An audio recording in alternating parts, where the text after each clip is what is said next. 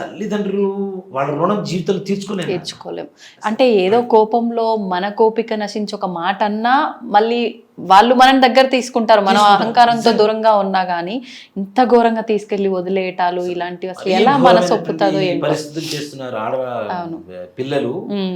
నిజంగా మన తల్లిదండ్రులు తీసుకొని మనం వదిలేస్తాను అన్న, అవును, మన పిల్లలు తీసుకొని మనం వదిలేరా?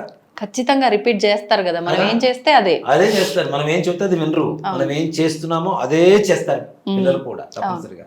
మనల్ని కూడా తీసుకెళ్ళి రేపటి రోజున అక్కడ వదిలేసి వస్తారు. తాతా మనవుడని రాజబాబు గారు, ఎస్పీ రంగారావు గారి సినిమా మా చిన్నప్పుడు చూసే ఒకటి. ఆయన తండ్రి ఒక అబ్బాయి కొడుకు తండ్రి కోసం గొయ్యి తవ్వుతూ ఉంటాడు, వీడు కూడా పక్కన గొయ్యి తవ్వుతూ ఉంటాడు. ఎందుకురా అంటే, నువ్వు మీ నాన్న కోసం తీసావు కదా, నేను మా నాన్న కోసం తీస్తున్నాను అంటాడు వీడు.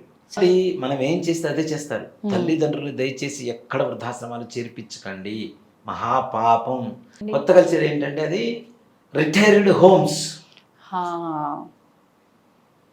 అది కొంచెం బెటర్గా ఉంది దీనికంటే, వృద్ధాశ్రమాల కంటే కొంచెం బెటర్గా ఉంది. రిటైర్డ్ హోమ్స్ అని ఇల్లు కొని పెడుతున్నారు, మొత్తం చుట్టూ సర్వేలెన్స్ కెమెరాలు ఉంటాయి, ఒక అంబులెన్స్ ఉంటుంది, ఒక డాక్టర్ ఉంటాడు, ఫుడ్ ఉంటుంది, ఫుడ్ టైంకి వస్తుంది. ఇప్పుడు అది కూడా భారం అయిపోయింది, ఎందుకంటే ఇంత పెద్ద కొంప కొని పెడతారు ఇల్లు, దాంట్లో ఇద్దరే ఉంటారు. అది ఒక్కరోజు పని మనిషి రాకపోతే క్లీన్ చేసుకోవాలంటే మొత్తం వీళ్ళ పనే కదా, అది కూడా బాధ అవుతుంది. కాబట్టి దానికి కూడా తగ్గట్టుగా